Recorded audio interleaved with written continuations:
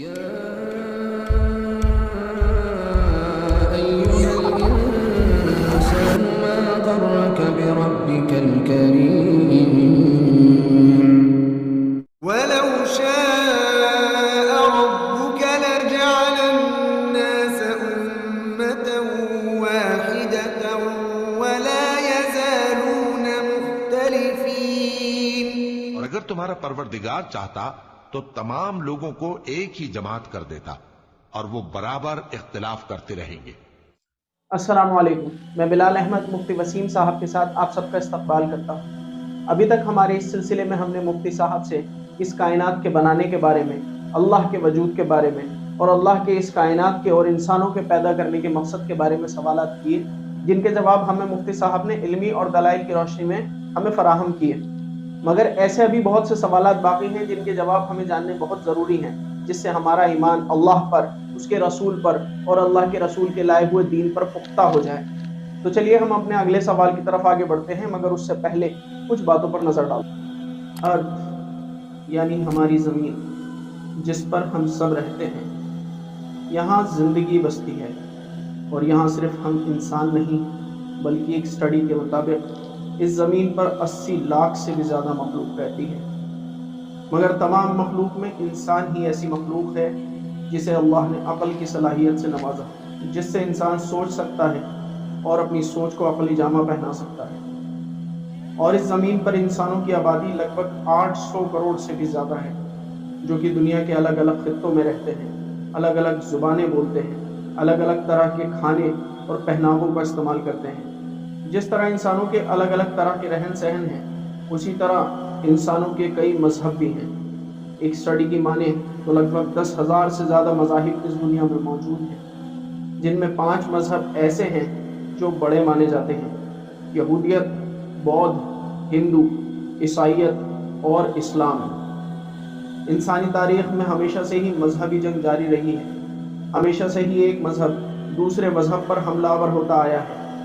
تو جب بنانے والا ایک ہے، اس پورے نظام کو چلانے والا ایک ہے، موت اور زندگی دینے والا ایک ہے، تو مذہب اتنے کیوں؟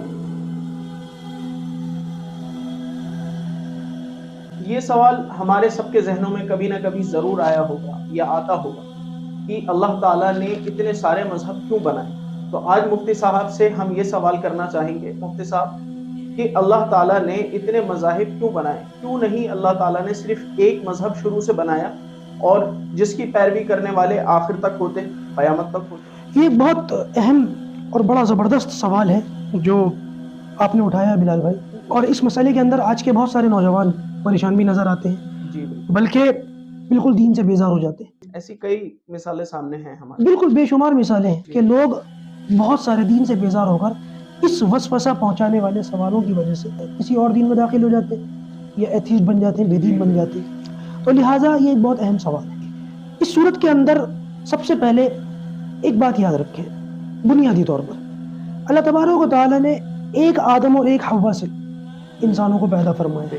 یا ایھا الناس انا خلقناکم من ذکر وانثی وجعلناکم شعوبا وقبائل لتعارفوا. ٹھیک ہے، اب ہوا یہ کہ اللہ تبارک و تعالیٰ نے آدم علیہ السلام کو، ان کی بیوی حوا کو زمین کی طرف اتارا، اس سے ان کی نسل چلی، آہستہ آہستہ انسان پھیلے. آج 800 کروڑ کی تعداد ہے. ہم اس زمانے کی بات کر لیتے ہیں جب آدم علیہ السلام کو پہلا انسان اور نبوت دے کر کے بھیجا گیا.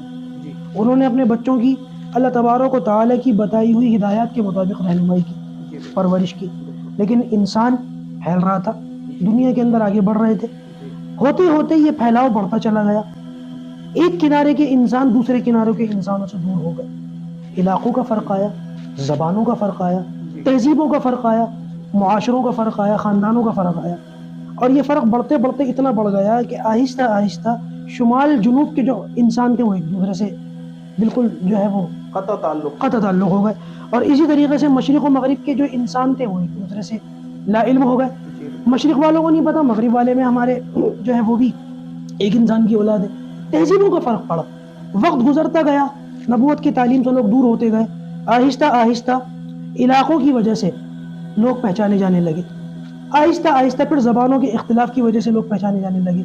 پھر آہستہ آہستہ خاندانوں کے جو ہے اختلاف کی وجہ سے لوگ پہچانے جانے لگے. پھر یہ چیز فخر کی چیز بن گئی اور بڑھتے بڑھتے یہ معاملہ اتنا بڑھ گیا کہ اس پر خاندان پر فخر کرنے لگے، خاندان پر فخر کرنے لگا. حالانکہ ایک آدم اور ایک حوا کی سب اولاد. بالکل. ابھی اس آیت کا ترجمہ بھی میں بتاؤں گا آپ کو جو میں نے پڑھی ہے کہ اللہ تبارک و تعالیٰ نے فرمایا ہے کہ ہم نے تمہیں مختلف قبائل سے مختلف خاندانوں سے جو پیدا کیا ہے وہ اس لیے نہیں کہ تم فخر کرو، لتفاخروا نہیں ہے، لتعارفوا ہے، تاکہ تم پہچانے جاؤ. لتعارفوا اگر فخر کی چیز ہوتی تو یہاں لتعارفوا کے بجائے پہچانے جاؤ. پہچانے جاؤ. اگر یہ فخر کی چیز ہوتی تو یہاں لتعارفوا کے بجائے لتفاخروا کا لفظ ہوتا.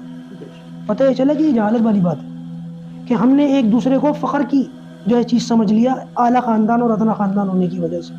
آہستہ اس پر جھگڑے، ان باتوں کے اوپر آہستہ آہستہ جھگڑے اور پھر فسادات اور پھر جو ہے وہ جنگوں کی نوبت تک آئی ہے. جی بالکل. بہرحال پھر ان چیزوں کو سمجھانے کے لیے اللہ تبارک و تعالیٰ ایک نبی اتارتے تاکہ وہ بتائیں کہ اللہ تبارک و تعالیٰ کے یہاں تمہارا مقام کوئی اعلیٰ اور افضل ہے تو تقوی کی وجہ سے، دین کی وجہ سے ہے، باقی تم ایک انسان کی اولاد.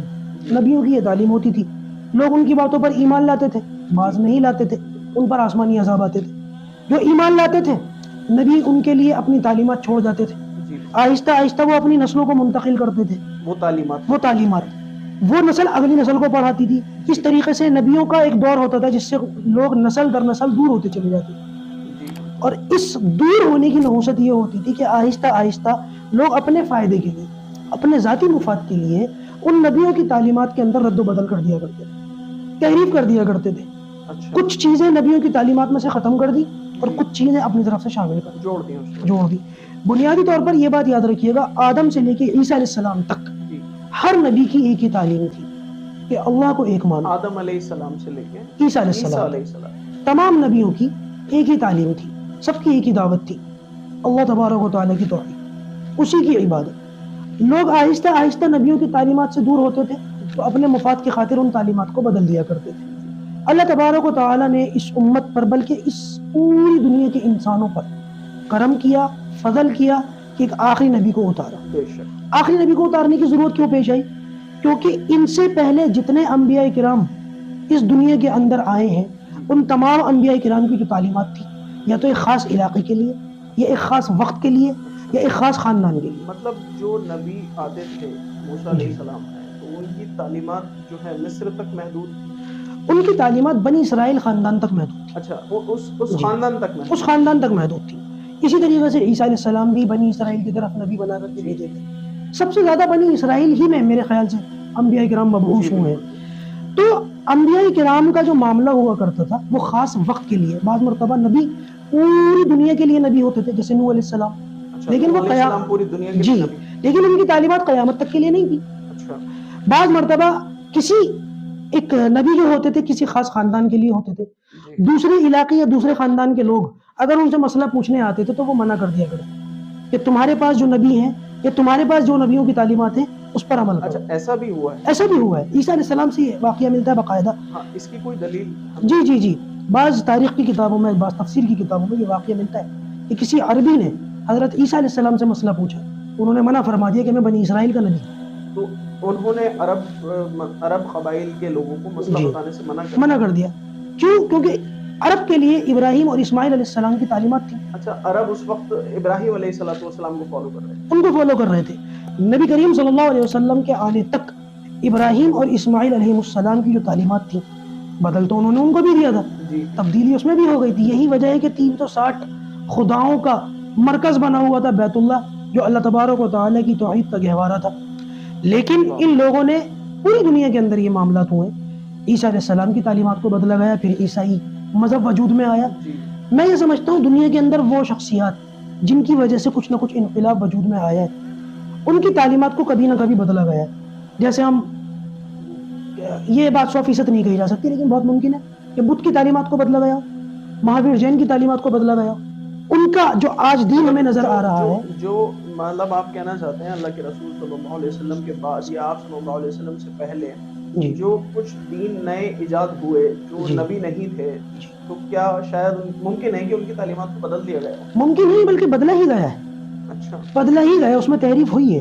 دیکھیے عیسائیت کے اندر اگر ہم غور کریں گے، کیونکہ پھر بات بہت زیادہ تفصیل سے ہو جائے گی، اگر ہم عیسائیت کے اندر غور کریں گے تو عیسائیوں کی تعلیمات کے اندر کبھی بھی یہ نہیں ملتا کہ اللہ حفاظت فرمائے، اللہ حفاظت فرمائے. عیسیٰ علیہ السلام نے ان سے کہا میری عبادت کرو. نہیں۔ یا انہوں نے خدائی کا دعویٰ کیا ہو، یا انہوں نے یہ کہا میں اللہ کا بیٹا ہوں، معاذ اللہ۔ ایسا تو کسی بھی نبی کی کسی تعلیمات میں کسی بھی نبی کی تعلیمات کے اندر نہیں ہے، نہ ہی یہودیت کے اندر یہ ملتا ہے کہ وہ عزیر علیہ السلام کو اللہ کا بیٹا کہتے ہیں، یا موسیٰ علیہ السلام یا موسیٰ علیہ السلام کے بارے میں حد سے زیادہ بڑھ جاتے ہیں۔ اسی طریقے سے وہ فرشتوں کو اللہ کی بیٹیاں تصور کرتے ہیں۔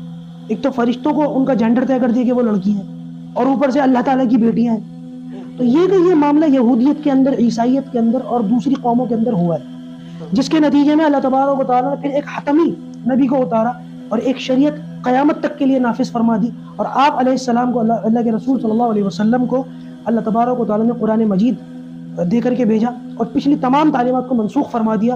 اب تمام انسانیت کے لیے کامیابی کا صرف ایک ہی نتیجہ ہے، ایک ہی ذریعہ ہے، اور وہ ہے نبی کریم صلی اللہ علیہ وسلم کی نبوت پر ایمان لانا، آپ کی تعلیمات پر عمل کرنا اور قرآن مجید کو جو ہے فالو کرنا۔ یہی ہے، اس کے علاوہ اور کچھ نہیں ہے۔ بلکہ اگر میں یہ کہوں تو میں اپنے اس دعوے میں غلط نہیں ہوں کہ نبی کریم صلی اللہ علیہ وسلم کی نبوت اور آپ کی لائی ہوئی تعلیمات کا باقاعدہ پرانی شریعتوں کے اندر یہ اللہ تبارک و تعالیٰ کی طرف سے پیشن گوئیاں موجود ہیں، وہ تعلیمات جو مسخ ہو چکی ہیں، پچھلی شریعت کے اندر، جیسے ہم مثال کے طور پر موسیٰ علیہ السلام کی، عیسیٰ علیہ السلام جی ان کی کتابوں کے اندر، ان کی تعلیمات کے اندر آج بھی نبی کریم صلی اللہ علیہ وسلم کا نام موجود ہے، احمد نام موجود ہے، حالانکہ ان کو بدل دیا گیا ہے۔ یہ بات اور ہے کہ لوگ اپنی تعلیمات کے اندر، اپنی کتابوں کے اندر غور و فکر نہیں کرتے، جو ان کے مذہب کے لوگوں نے ان کو بتایا وہ اسی پر چل پڑے۔ اس کا ذکر باقاعدہ قرآن مجید میں اللہ تبارک و تعالیٰ نے فرمایا ہے۔ اللہ تبارک و تعالیٰ ارشاد فرماتے ہیں سورہ آل عمران کے اندر، ان الدین عند اللہ الاسلام، کہ دین اسلام کے علاوہ کوئی اور معتبر دین نہیں ہے۔ وَمَن يَبْتَغِي غَيْرَ الْإِسْلَامِ دِينًا فَلَن يُقْبَلَ مِنْهُ، سورہ آل عمران کے اندر 85 آیت کے اندر اللہ تعالیٰ فرما رہا ہے کہ دین اسلام کو چھوڑ کر کسی اور دین پر چل کر آؤ گے تو وہ فَلَن يُقْبَلَ مِنْهُ، قابل قبول نہیں ہوگا، قبول نہیں ہے۔ اور اس کا ذکر اللہ تعالیٰ نے سورہ بقرہ کے اندر فرمایا ہے کہ فَوَيْلٌ لِّلَّذِينَ يَكْتُبُونَ الْكِتَابَ بِأَيْدِيهِمْ ثُمَّ يَقُولُونَ هَٰذَا مِنْ عِندِ اللَّهِ لِيَشْتَرُوا بِهِ ثَمَنًا قَلِيلًا، اپنے ہاتھ سے اللہ تعالیٰ کی کتابوں کو، تعلیمات کو بدلتے تھے اور کہتے تھے یہ تو اللہ تعالیٰ کی طرف سے، لِيَشْتَرُوا بِهِ ثَمَنًا قَلِيلًا، اللہ تعالیٰ نے ان کی پول قرآن میں کھول دی، قرآن کے اندر کھول دی، اور وجہ بھی بتا دی، لِيَشْتَرُوا بِهِ ثَمَنًا قَلِيلًا، یہ کیوں کرتے تھے کہ دنیا تھوڑی سی مل جائے، بلال بھائی دنیا زیادہ بھی مل جائے تب بھی تھوڑی، اللہ کو ناراض کرنے کے بعد یہ کیا تو اس پر اللہ تعالیٰ نے کو لعنت بھیجی، فَوَيْلٌ لَّهُم مِّمَّا يَكْسِبُونَ۔ تو لہٰذا اب ساری انسانیت کی کامیابی کے لیے واحد ایک نجات کا ذریعہ وہ نبی کریم صلی اللہ علیہ وسلم کی نبوت پر ایمان لانا اور آپ کی تعلیمات پر عمل کر کے دکھانا۔ کوئی انسان ایسا نہیں جو ناکام ہونا چاہتا ہو، مگر ہر کسی کے لیے کامیابی کا معیار الگ الگ ہے، مگر جس نے ہمیں بنایا ہے اس نے کامیابی کا معیار بھی ایک ہی رکھا ہے جو دین اسلام میں ہے۔ تو اب ضرورت ہے بیدار ہونے کی، ضرورت ہے اپنے پیدا کرنے والے کو پہچاننے کی، ضرورت ہے اس کی اطاعت کرنے کی، کیونکہ یہ زندگی ختم ہونے کی راہ پر ہے اور لوٹ کر اسی کے پاس جانا ہے۔